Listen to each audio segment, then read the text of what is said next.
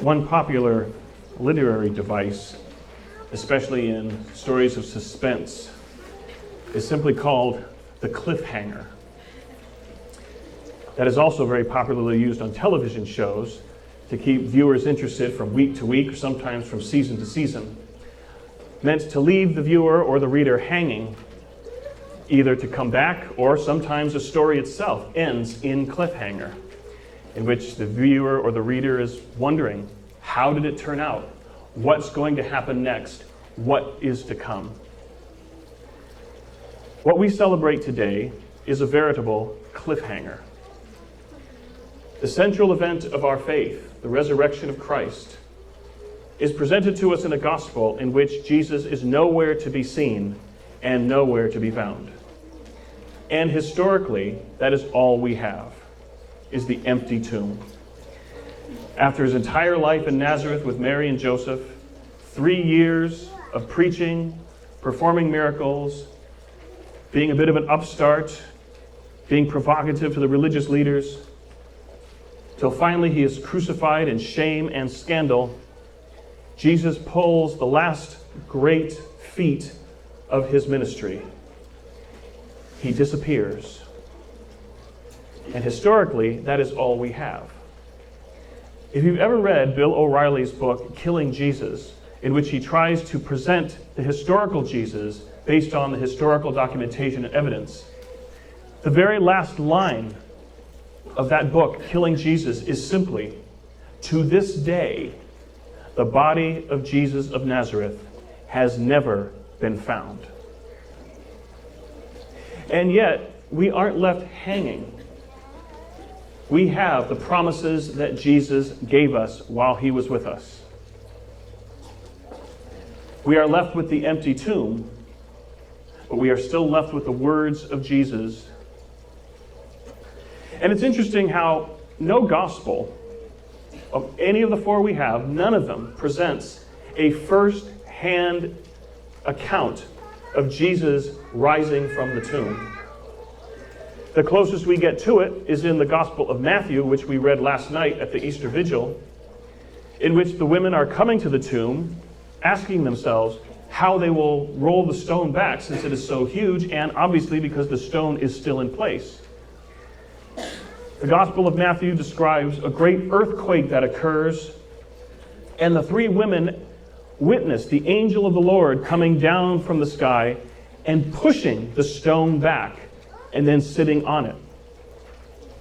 The women run up, take a look inside the tomb, and Jesus is gone. You don't get any closer to witnessing the resurrection firsthand and still miss it completely as you do in the Gospel of Matthew. And that is ultimately what we are left with. The empty tomb, the promises of Jesus, but the witness of those who saw him.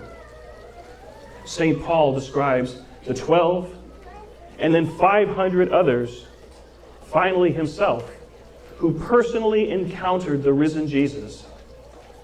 And it was from that personal, one-on-one encounter in which they saw the risen Jesus that this faith has grown to bring us to today, 2,000 years later.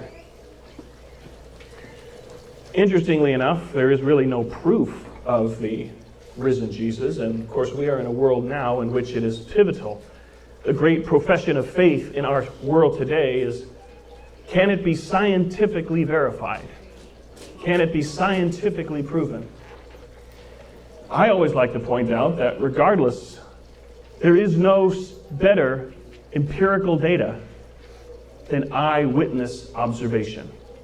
Let's face it, even the scientists with their experiments and their tests observe the results and then teach those results.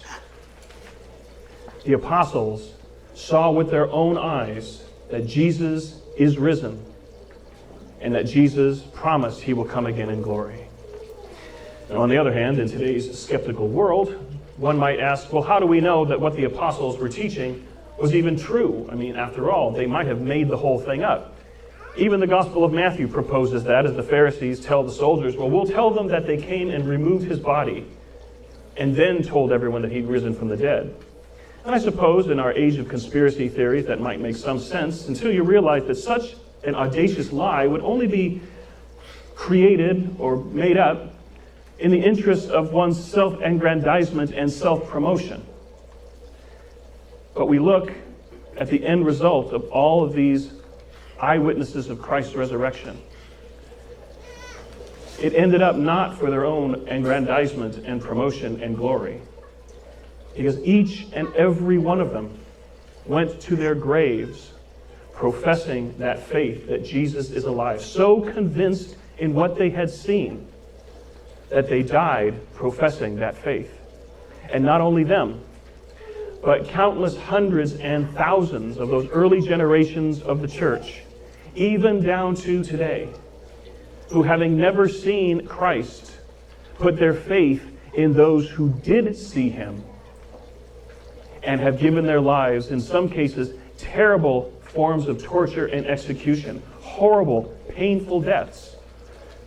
They would not give up this faith that they witnessed with their own eyes, a faith based on their trust in the eyewitness testimony of those who had seen, to save their own lives. We continue to see that down through the ages. And I like to point out that of all movements that we see in human history, of all the great teachers and great philosophers, no one died for Aristotle or Plato. No one gave their lives for Heidegger and Nietzsche and Schopenhauer.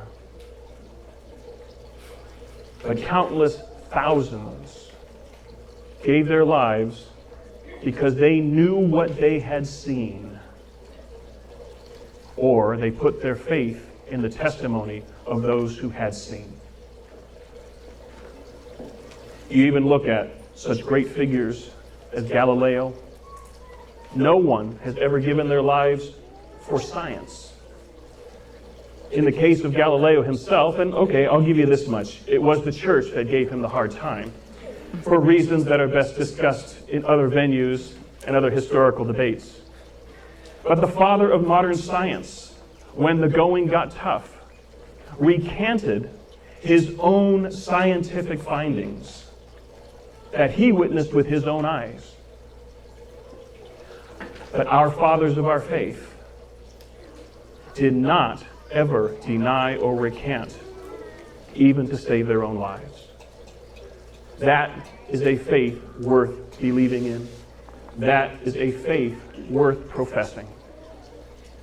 And that is a faith that we continue to see professed with such great witness down through history, and even today as we remember and through media outlets observe our brother and sister Christians and Catholics in the Middle East continuing to give their lives as a witness to this faith.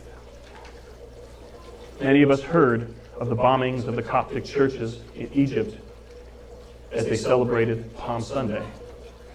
We hear stories of people of all ages, including children, dying for their faith at the hands of the Islamic State.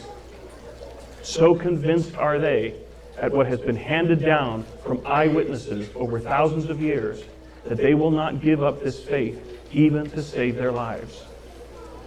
We live in a nation in which we are blessed with religious freedom. But unfortunately, we have just short of 60% of our Catholic community who profess this faith, but do not practice it, except perhaps maybe on Easter Sunday. But it would be my hope that as we observe the witness of the martyrs and other Catholic Christians throughout history, and even today, we might remember their sacrifice and their witness whenever we are tempted to shirk our own obligations as Catholics to gather for Sunday worship above and beyond simply Easter Sunday. Because what we believe is no cliffhanger. We are not left wondering what happened, where is he, what is to come, what is ahead. We are given, yes, the empty tomb, but we also have the promises of the man we believe and profess to be the Son of God. And we have the testimony of our founding fathers in faith who saw the risen Jesus with their own eyes. And that faith and testimony has been passed down from generation to generation for 2,000 years. Let us not allow that evangelical profession to end with us, to end with our families, with our children.